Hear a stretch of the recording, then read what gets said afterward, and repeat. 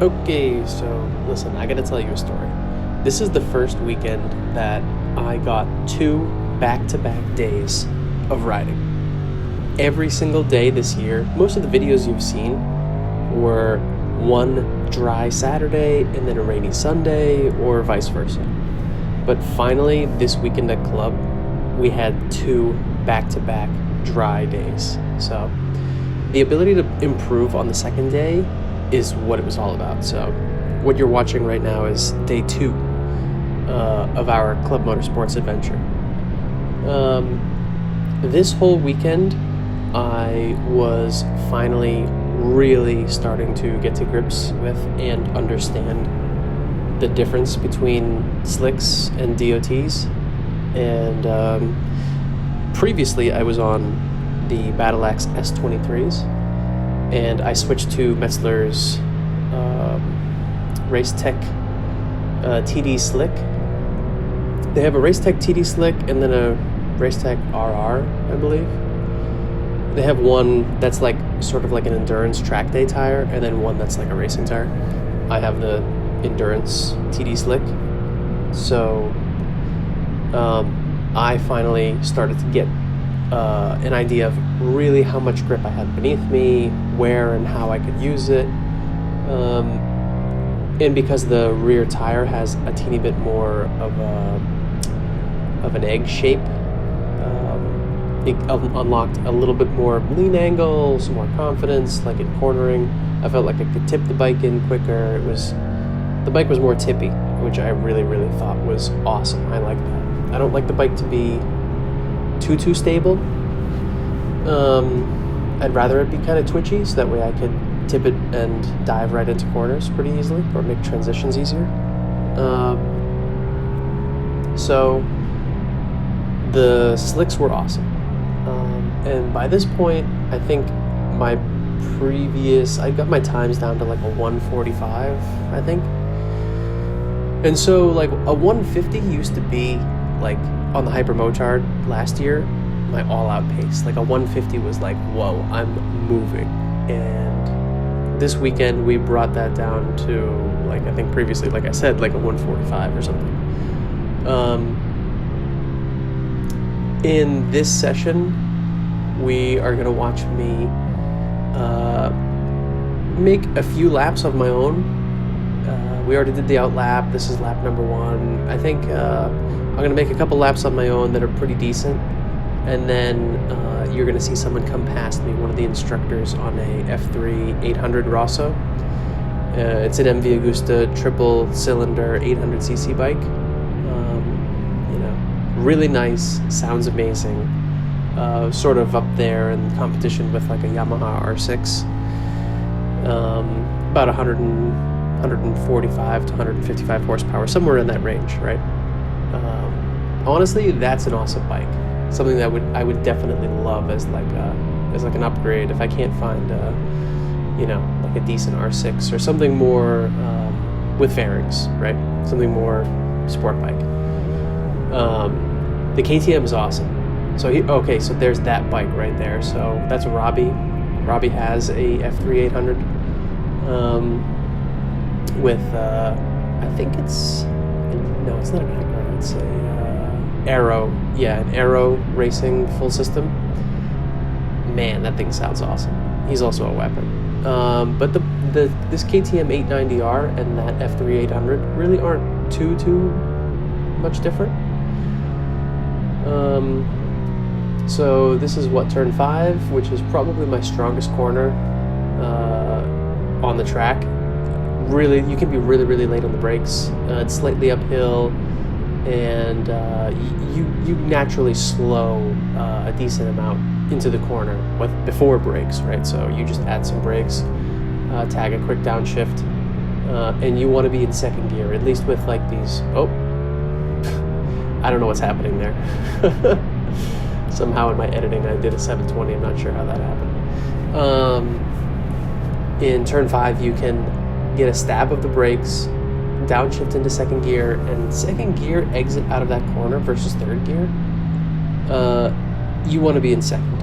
It gives you better drive, 100%. for like a middleweight bike, anything 400 to 800 cc's. With your leader bikes, maybe you could be in third, and you can get away with it because you have so much more power. But I've done it both ways. Second gear exit from turn 5, and you have the best drive up that hill towards turn 6. Turn 5 and the turn we just took, actually turn 15, the very last corner, are not too different really from each other, except turn 15, it's the opposite. You're coming way downhill. Right here I need to use less brake, or right there I need to be more full throttle in between 2 and 3A. This little section's pretty decent. You want to keep pretty much full throttle through that corner, which you can. It seems like a whole turn that you have to let off and maybe even tap the brakes turn 4, but you really don't. I think Mr. BMW S1000 is...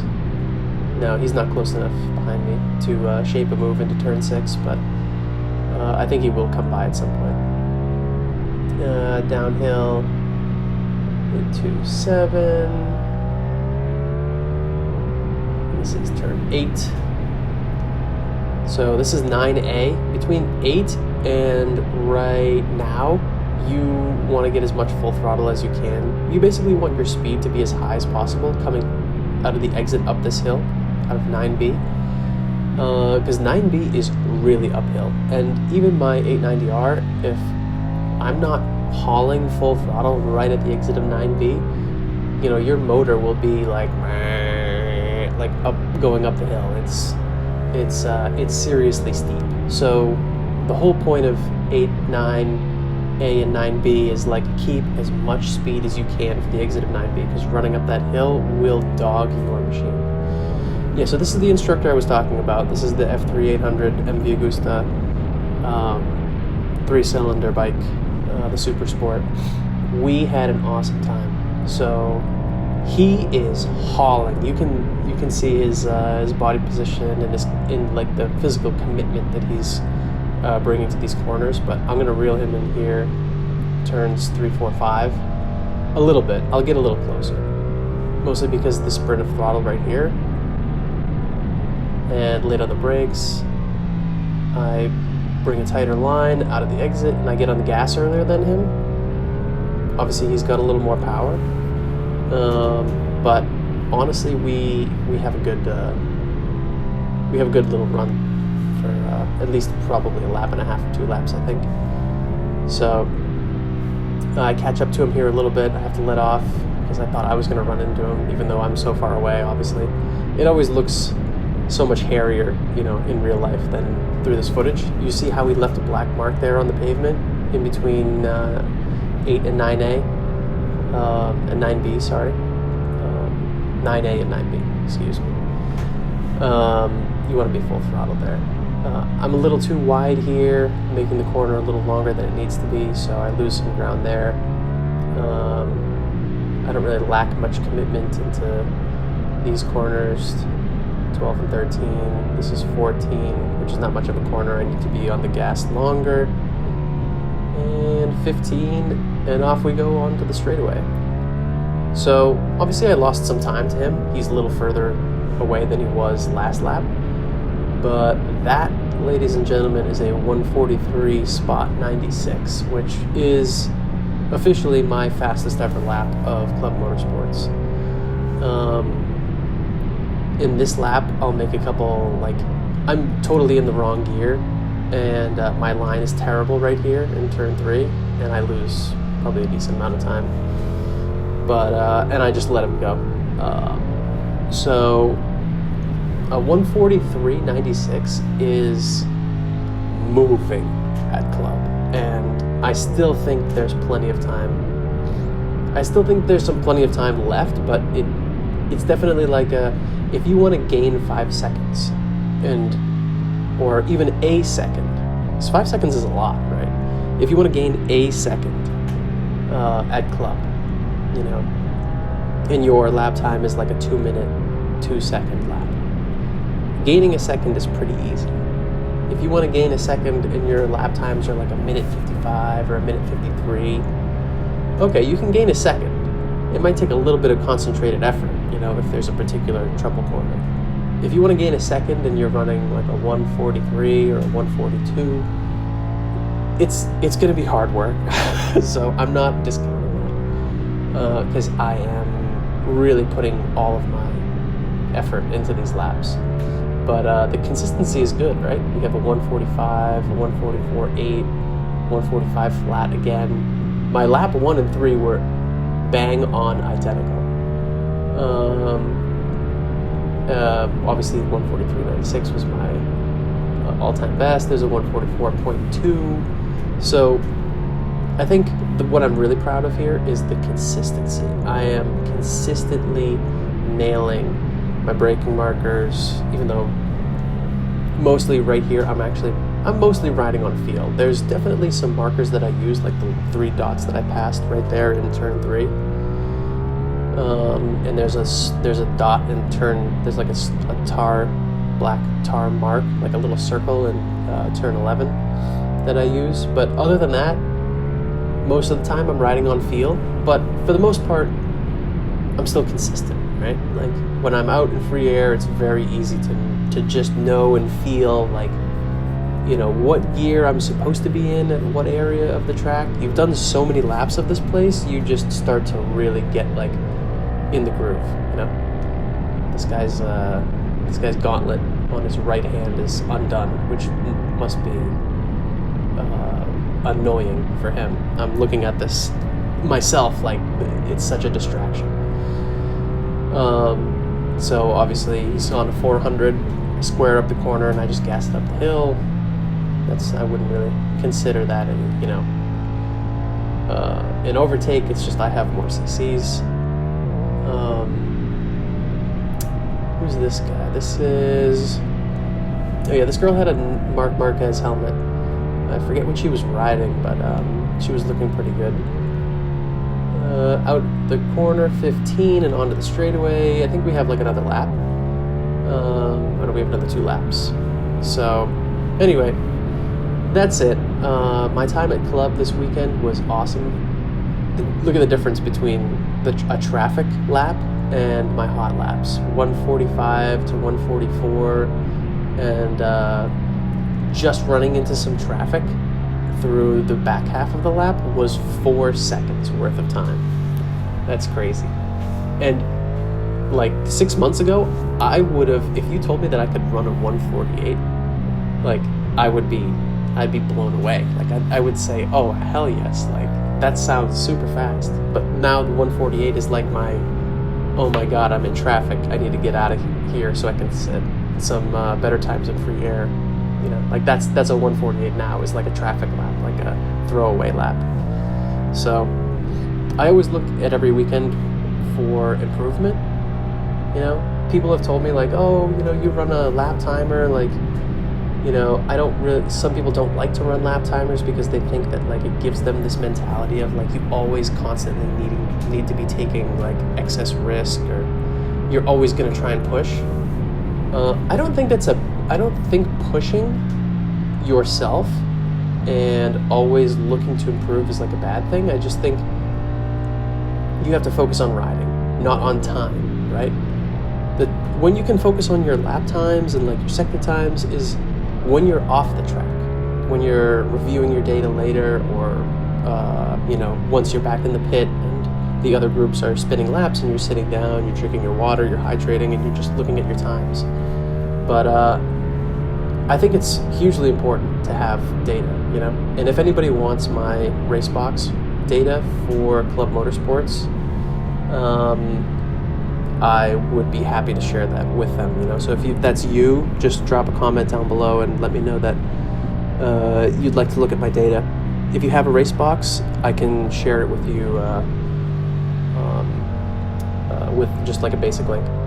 So squared up the corner there, had better drive out of 3, passed them in corner 4, and turn 5, see you later.